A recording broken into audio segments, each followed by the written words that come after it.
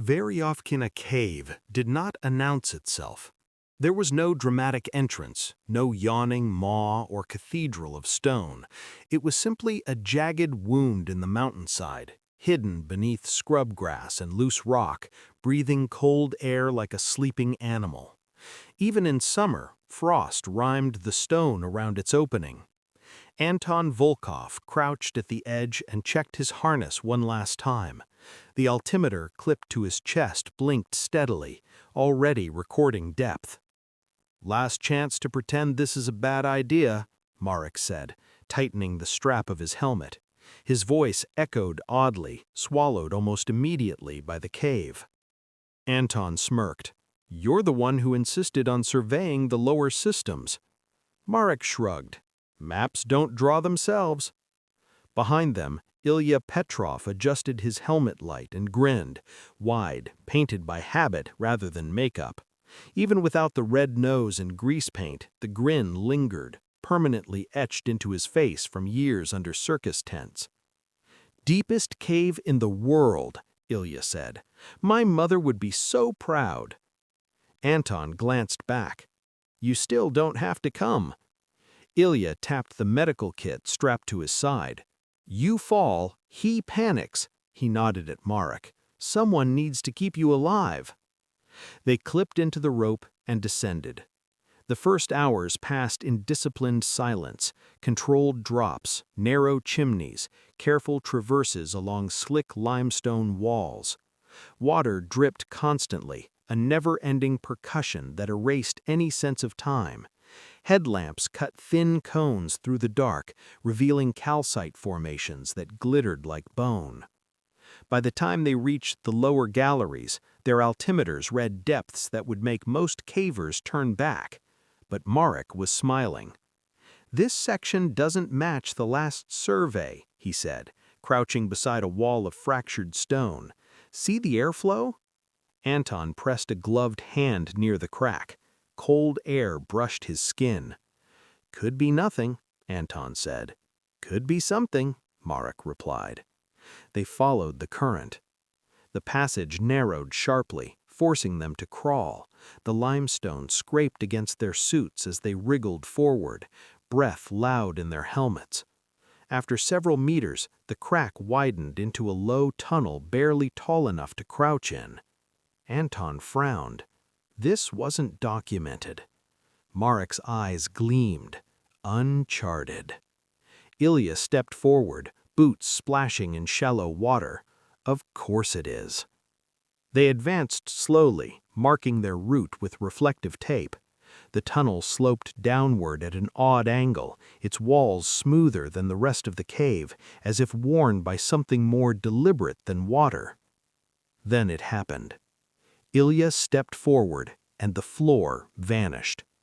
There was a shout, a burst of motion, and then Ilya slammed hard onto his side. His helmet light spun wildly, scattering shadows across the tunnel. "Stop! Nobody move!" Anton barked. Ilya groaned, then laughed, a sharp, nervous sound. "Missed a step." Anton reached him quickly, checking limbs, neck, helmet. "You okay?" "Bruised ego, nothing broken." Marek crouched at the edge of the drop. "It's shallow, 2 meters maybe." But as Anton helped Ilya up, the cave groaned. It wasn't loud at first, just a low, resonant hum, like distant thunder trapped underground. "Out, now," Anton said. The sound intensified. Stone cracked. The tunnel behind them convulsed as if the mountain itself had exhaled. Rocks exploded inward, smashing against the walls. Dust choked the air. Anton shoved Ilya forward as Marek ran, but the collapse was faster. With a deafening roar, the entrance sealed shut. Darkness swallowed them whole. For a long moment, none of them spoke. Dust settled slowly, coating their suits, their lips, the inside of their helmets. Anton flicked his headlamp back on. The tunnel behind them was gone, replaced with a solid wall of broken limestone and compacted earth. Marek pressed his hands against it, pushing uselessly. No, no, no! Anton grabbed his shoulder. Stop, you'll cause another collapse. Ilya stared at the wall, his grin gone. So, that's bad, he said softly. Anton took a breath, forcing calm. We find another route. This cave has multiple systems. Marek swallowed. This tunnel wasn't mapped. We don't know where it goes. From somewhere deep ahead, something moved. It wasn't a drip. It wasn't rock settling. It was a sound with rhythm, slow, deliberate, and wrong. All three headlamps snapped forward. The darkness ahead remained absolute. Then, faintly, came a scraping sound, like wet skin dragging across stone. Ilya whispered, "Please tell me that's water." The scraping stopped. Silence returned, but it felt crowded now, as if the dark itself was listening. Anton tightened his grip on his climbing axe. We move, slowly. They advanced. The tunnel widened into a cavern so large their lights couldn't find the ceiling. The floor sloped downward into blackness, and the walls bore deep gouges, parallel marks that no known geological process could explain. Marek knelt beside one, tracing it with shaking fingers. These aren't tools. A shape shifted at the edge of Anton's vision. Then another.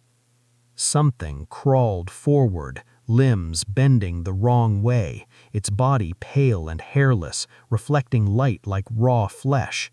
Its mouth opened, not to scream, but to breathe, wet and rattling. Then more eyes opened behind it. Anton shouted, "Run!" They turned and fled as the cavern erupted with movement, shadows peeling themselves off the stone, crawling, skittering, drawn by sound, by light, by life. Ilya ran laughing and crying at the same time, the sound breaking in his throat. The cave answered, and something followed. Thank you for listening. Make sure to smash that like button or go to our YouTube channel to hear the complete story at Storytellers Drive-Thru.